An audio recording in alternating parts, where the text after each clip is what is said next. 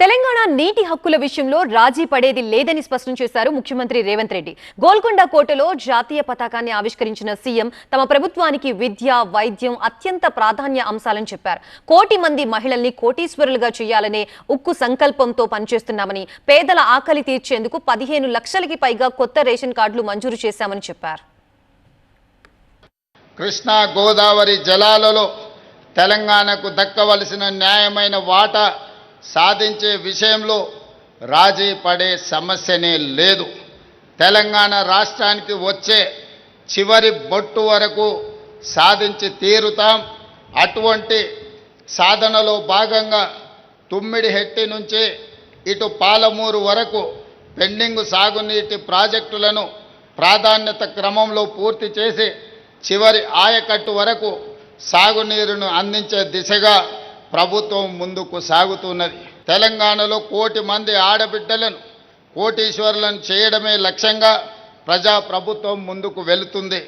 మహాలక్ష్మి పథకం ద్వారా మహిళలందరికీ ఆర్టీసీలో ఉచిత బస్సు ప్రయాణ సౌకర్యాన్ని మేము కల్పించడం జరిగింది.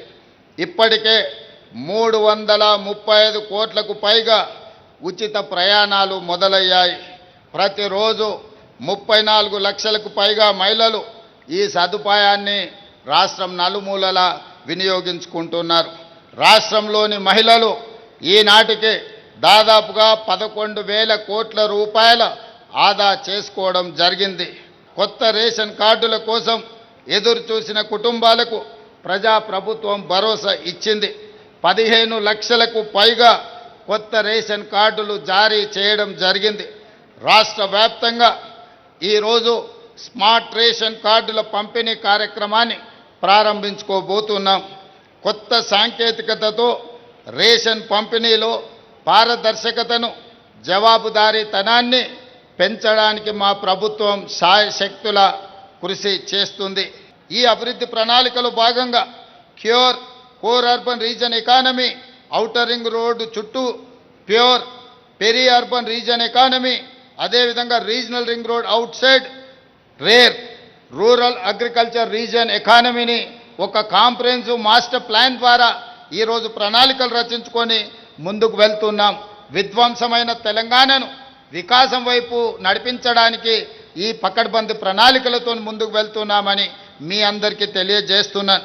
భారత్ ఫ్యూచర్ సిటీని దేశంలో తొలి నెట్ జీరో స్మార్ట్ సిటీగా తీర్చిదిద్దుతున్నాం.